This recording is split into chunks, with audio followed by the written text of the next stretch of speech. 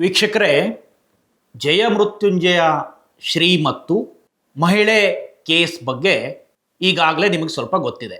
ಏನಾಗಿತ್ತು ಹಾಗಾದರೆ ಅಂತ ನೋಡಿದರೆ, ಕೂಡಲ ಸಂಗಮ ಪೀಠದ ಮಾಜಿ ಶ್ರೀ ಜಯ ಮೃತ್ಯುಂಜಯ ಶ್ರೀ ವಿರುದ್ಧ ಒಂದು ಕಂಪ್ಲೇಂಟ್ ದಾಖಲಾಗುತ್ತೆ ಮಹಿಳಾ ಆಯೋಗದಲ್ಲಿ.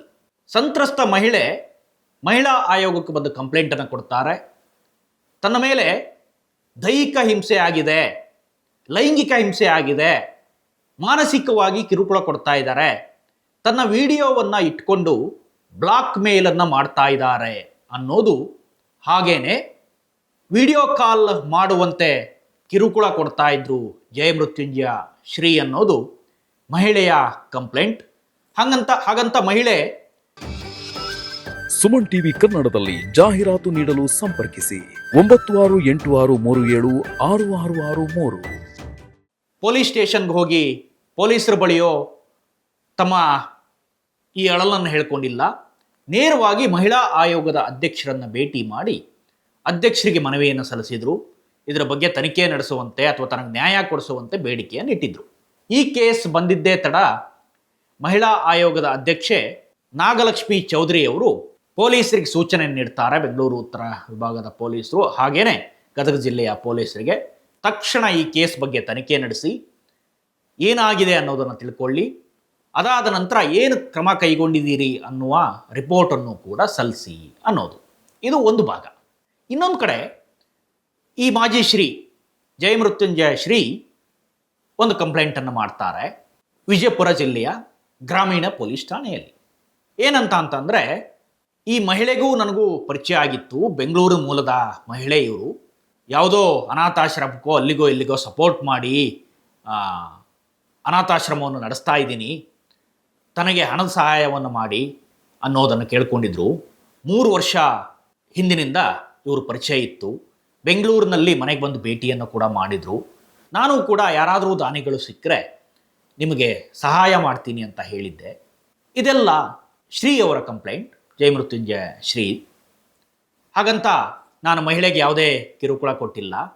ಆದರೆ ಮಹಿಳೆಯೇ ನನಗೆ ಬ್ಲಾಕ್ ಮೇಲ್ ಮಾಡೋದಕ್ಕೆ ಶುರು ಮಾಡಿದರು, 3 ಕೋಟಿ ಹಣವನ್ನು ಕೇಳೋದಕ್ಕೆ ಶುರು ಮಾಡಿದರು ಅನ್ನೋದು ಶ್ರೀಗಳ ಕಂಪ್ಲೇಂಟ್. ಕೇವಲ ಮಹಿಳೆ ಒಬ್ಬರಿಲ್ಲ, ಅವ್ರ ಜೊತೆ 4 ಜನವನ್ನು ಸೇರಿಸಿದ್ದಾರೆ. ಖಾಸಗಿ ವಾಹಿನಿಯ MD ಅವರು ಕೂಡ ಇದರಲ್ಲಿ ಒಬ್ಬರು ಇದ್ದರು ಅನ್ನೋದನ್ನು ಹೇಳಿದ್ದಾರೆ. ಇದಿಷ್ಟು ಈಗಾಗಲೇ ಆಗಿರುವಂಥ ಘಟನೆ. ಬರ್ತಾ ಬರ್ತಾ ಪ್ರಕರಣ ಬೇರೆ ಬೇರೆ ತಿರುವನ್ನು ಕೂಡ ಪಡ್ಕೊಳ್ತಾ ಇದೆ.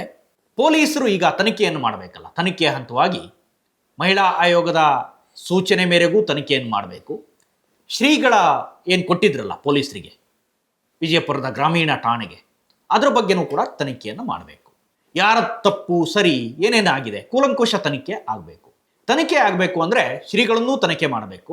ಈ ಕಡೆ ಸಂತ್ರಸ್ತ ಮಹಿಳೆ ಅಂತ ನಾವೇನು ಹೇಳ್ತೀವಲ್ಲ, ತನಗೆ ಅನ್ಯಾಯ ಆಗಿದೆ ಅಂತ ಮಹಿಳಾ ಆಯೋಗದ ಮುಂದೆ ಬಂದಿದ್ರಲ್ಲ, ಆ ಮಹಿಳೆಯನ್ನು ಕೂಡ ತನಿಖೆ ಆಗಬೇಕು. ಅದು ಬೆಂಗಳೂರಿನ ಮೂಲದ ಮಹಿಳೆ ಅನ್ನೋದು ಈಗ ಸದ್ಯಕ್ಕಿರುವಂಥ ಮಾಹಿತಿ. ಪೊಲೀಸರಿಗೆ ಈಗ ಚಾಲೆಂಜ್. ಪೊಲೀಸರು ಈಗ ತನಿಖೆಯನ್ನು ಮಾಡೋದಕ್ಕೆ ಶುರು ಮಾಡಿದ್ದಾರೆ. ಆದರೆ ಪ್ರಕರಣ ಬೇರೆ ಬೇರೆ ತಿರುವನ್ನು ಪಡಿತಾ ಇದೆ ಅಂತ ಯಾಕೆ ಹೇಳಿದೆ ಅಂತಂದರೆ, ಈ ದೂರು ಕೊಟ್ಟಿದ್ರಲ್ಲ ಮಹಿಳಾ ಆಯೋಗಕ್ಕೆ, ಈ ಮಹಿಳೆ ಈಗ ನಾಪತ್ತೆ ಆಗಿದ್ದಾರೆ. ಎಲ್ಲಿ ಹೋಗಿದ್ದಾರೆ ಅನ್ನೋದು ಗೊತ್ತಾಗ್ತಾ ಇಲ್ಲ. ಫೋನ್ ಕರೆಯನ್ನು ಕೂಡ ಸ್ವೀಕರಿಸ್ತಾ ಇಲ್ಲ, ಅಥವಾ ಫೋನ್ ಕರೆಗೂ ಕೂಡ ಈ ಮಹಿಳೆ ಸಿಗ್ತಾ ಇಲ್ಲ ಅನ್ನೋದು ಪೊಲೀಸ್ ಮೂಲಗಳ ಮಾಹಿತಿ. ನಾನು ಈಗಲೇ ಹೇಳಿದೆ, ಈ ಮಹಿಳಾ ಆಯೋಗಕ್ಕೆ ಕಂಪ್ಲೇಂಟನ್ನು ಕೊಟ್ಟಿದ್ದು ಬಿಟ್ಟರೆ ಈ ಮಹಿಳಾ ಆಯೋಗದವರು ಕೂಡ ಮಾತಾಡ್ತಾ ಇದ್ರು. ನಾಗಲಕ್ಷ್ಮಿ ಚೌಧರಿ ಅವರು ಕೂಡ ಏನೇನು ಕಂಪ್ಲೇಂಟ್ ಬಂದಿದೆ ಅದನ್ನು ಕೂಲಂಕುಷವಾಗಿ ತನಿಖೆ ನಡೆಸುವಂತೆ ಪೊಲೀಸರಿಗೆ ನಾನು ಸೂಚನೆಯನ್ನು ನೀಡಿದ್ದೀನಿ.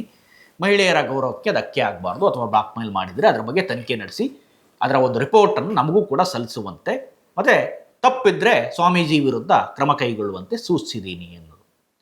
ಆದರೆ ಮಹಿಳೆ ಎಲ್ಲಿ ಹೋದರು ಅನ್ನೋದು ಈಗಿರುವಂಥ ಪ್ರಶ್ನೆ. ಮಹಿಳಾ ಆಯೋಗಕ್ಕೆ ಕಂಪ್ಲೇಂಟನ್ನು ಕೊಟ್ಟ ಮೇಲೆ ಪೊಲೀಸರು ಕೂಡ ಈಗ ಒಂದು ಕಂಪ್ಲೇಂಟನ್ನು ಪಡ್ಕೊಳ್ಬೇಕು ಮಹಿಳೆಯಿಂದ. ಆ್ಯಕ್ಚುಲಿ ಏನೇನಾಗಿತ್ತು ಅಂತ ಲಿಖಿತ ರೂಪದ ಕಂಪ್ಲೇಂಟ್ ಅಥವಾ ಲಿಖಿತ ರೂಪದ ಹೇಳಿಕೆ. ಪೊಲೀಸರಿಗೂ ಕೂಡ ಸಿಗ್ತಾ ಇಲ್ಲ ಮಹಿಳೆ, ಕಂಪ್ಲೇಂಟನ್ನು ಕೂಡ ಕೊಡೋದಕ್ಕೆ ಬಂದಿಲ್ಲ.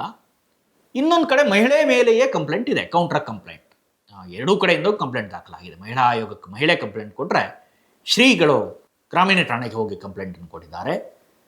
ಮಹಿಳೆಯೇ ನನ್ನ ಮೇಲೆ ಬ್ಲಾಕ್ ಮೇಲ್ ಮಾಡ್ತಾ ಇದ್ರು, ದುಡ್ಡಿಗಾಗಿ ಬೇಡಿಕೆ ಇಟ್ಟಿದ್ರು, 3 ಕೋಟಿ ಹಣವನ್ನು ಕೊಡುವಂತೆ ಬೇಡಿಕೆ ಇಟ್ಟಿದ್ರು, ಅದರಲ್ಲಿ ಮಹಿಳೆಯ ಜೊತೆ ಇನ್ನೂ 2-3 ಜನ ಸೇರಿಕೊಂಡಿದ್ರು ಅನ್ನೋದು ಕೂಡ ವಿಚಾರ. ಇವತ್ತಿನ ಅಪ್ಡೇಟ್ ಏನಪ್ಪ ಅಂತ ನೋಡಿದರೆ, ಮಹಿಳೆ ಯಾರ ಕಾಲ್ಗೂ ಸಿಗ್ತಾ ಇಲ್ಲ ಅಥವಾ ಯಾರ ಕರೆಯನ್ನು ಕೂಡ ಸ್ವೀಕರಿಸ್ತಾ ಇಲ್ಲ, ಎಲ್ಲಿ ಹೋಗಿದ್ದಾರೆ ಅನ್ನೋದು ಕೂಡ ಗೊತ್ತಾಗ್ತಾ ಇಲ್ಲ. ಪೊಲೀಸರಿಗೆ ಈಗ ಮಹಿಳೆಯನ್ನು ಹುಡುಕೋದೇ ಒಂದು ಚಾಲೆಂಜ್. ಯಾರ ತಪ್ಪು ಸರಿ ಅನ್ನೋದು ಬೇರೆ, ಅದು ತನಿಖೆ ಹಂತದಲ್ಲಿ ಆಗಬೇಕು. ನಾನು ನಿನ್ನೆನ ವಿಡಿಯೋದಲ್ಲಿ ನಿಮಗೆ ಹೇಳಿದ್ದೆ, ನಮ್ಮಲ್ಲಿ ಎಂತೆಂಥ ಒಳ್ಳೆ ಸ್ವಾಮೀಜಿಗಳಿದ್ದಾರೆ, ಅದರ ನಡುವೆ ಕೆಲವು ಸ್ವಾಮೀಜಿಗಳು ಈ ಥರ ಬೇರೆ ಬೇರೆ ವಿಚಾರಕ್ಕೂ ಕೂಡ ಇತ್ತೀಚೆಗೆ ಜಾಸ್ತಿ ಸುದ್ದಿ ಆಗ್ತಾ ಇದ್ದಾರೆ ಅನ್ನೋದನ್ನು ಹೇಳಿದೆ. ಸೊ ಇವತ್ತು ಈ ಮಹಿಳೆಯೇ ನಾಪತ್ತೆ ಆಗಿದ್ದಾರೆ ಅಥವಾ ಸಿಗ್ತಾ ಇಲ್ಲ ಪೊಲೀಸರಿಗೆ ಅನ್ನೋದು ಗೊತ್ತಾಗ್ತಾ ಇದೆ. ಒಂದು ಕಡೆ ಗದಗ ಜಿಲ್ಲೆಯ ಪೊಲೀಸರು ಅಥವಾ ಬೆಂಗಳೂರು ದಕ್ಷಿಣದ ಪೊಲೀಸರು ಕೂಡ ಮಹಿಳೆಗೆ ಆಗಿ ತಲಾಶನ್ನು ನಡೆಸ್ತಾ ಇದ್ದಾರೆ. ಇನ್ನೊಂದು ಕಡೆ ವಿಜಯಪುರ ಜಿಲ್ಲೆಯಲ್ಲಿ ಶ್ರೀಗಳೇನು ಕಂಪ್ಲೇಂಟನ್ನು ಕೊಟ್ಟಿದ್ರಲ್ಲ, ಇದಕ್ಕೆ ಸಂಬಂಧಪಟ್ಟ ಹಾಗೇನೂ ಕೂಡ ಮಹಿಳೆಗಾಗಿ ಎಲ್ಲಿದ್ದಾರೆ ಅನ್ನೋದ್ರ ಬಗ್ಗೆ, ಮಹಿಳೆ ಪತ್ತೆಗಾಗಿ ಪೊಲೀಸರು ಹುಡುಕಾಟವನ್ನು ನಡೆಸ್ತಾ ಇದ್ದಾರೆ. ಆದರೆ ಮಹಿಳೆ ಏನಾಗಿದೆ ಅನ್ನೋದನ್ನು ಮಾತಾಡೋದಕ್ಕೆ ಯಾರ ಕೈಗೂ ಸಿಗ್ತಾ ಇಲ್ಲ. ಪೊಲೀಸ್ ಠಾಣೆಗೂ ಹೋಗಿ ತಾವು ಕಂಪ್ಲೇಂಟನ್ನು ಕೊಟ್ಟಿಲ್ಲ, ಮಹಿಳಾ ಆಯೋಗಕ್ಕೆ ಕಂಪ್ಲೇಂಟನ್ನು ನೀಡಿ ನಾಪತ್ತೆಯಾಗಿದ್ದಾರೆ ಅನ್ನೋದು. ಸತ್ಯಾಸತ್ಯತೆ ಬರೋದು ಆಮೇಲೆ. ಎರಡೂ ಕಡೆನೂ ತನಿಖೆ ಆಗಬೇಕು. ಏನೇನು ಬ್ಲಾಕ್ ಮೇಲ್ ಮಾಡಿದರೆ ಏನೇನು ಬ್ಲಾಕ್ ಮೇಲ್ ಮಾಡಿದರು, ಏನೇನು ವಿಡಿಯೋ ಇಟ್ಕೊಂಡಿದ್ರು, ಇದೆಲ್ಲದೂ ಕೂಡ ಮುಂದಿನ ತನಿಖೆ ಹಂತದಲ್ಲಿ ಬರಬೇಕು. ಆದರೆ ಸದ್ಯಕ್ಕೆ ಪೊಲೀಸರಿಗೆ ಈಗ ಮಹಿಳೆಯನ್ನು ಹುಡುಕೋದೇ ಒಂದು ಚಾಲೆಂಜ್ ಆಗಿ ಎದುರಾಗಿದೆ. ಇದಿಷ್ಟು ಈ ಕ್ಷಣದ ಅಪ್ಡೇಟ್ಸ್. ಇಂಥದ್ದೇ ಮತ್ತಷ್ಟು ಕಂಟೆಂಟ್ಗಾಗಿ ನೋಡ್ತಾ ಇರಿ ಸುಮನ್ ಟಿವಿ ಕನ್ನಡ. ಹಾಗೆಯೇ ನೀವೇನಾದರೂ ನಮ್ಮ ಚಾನಲನ್ನು ಸಬ್ಸ್ಕ್ರೈಬ್ ಮಾಡಿಲ್ಲ ಅಂತಾದರೆ ಈ ಕೂಡಲೇ ಸಬ್ಸ್ಕ್ರೈಬ್ ಮಾಡಿ, ಶೇರ್ ಮಾಡಿ, ಲೈಕ್ ಮಾಡಿ ಮತ್ತು ಕಮೆಂಟ್ ಮಾಡೋದನ್ನು ಮರಿಬೇಡಿ. Thank you.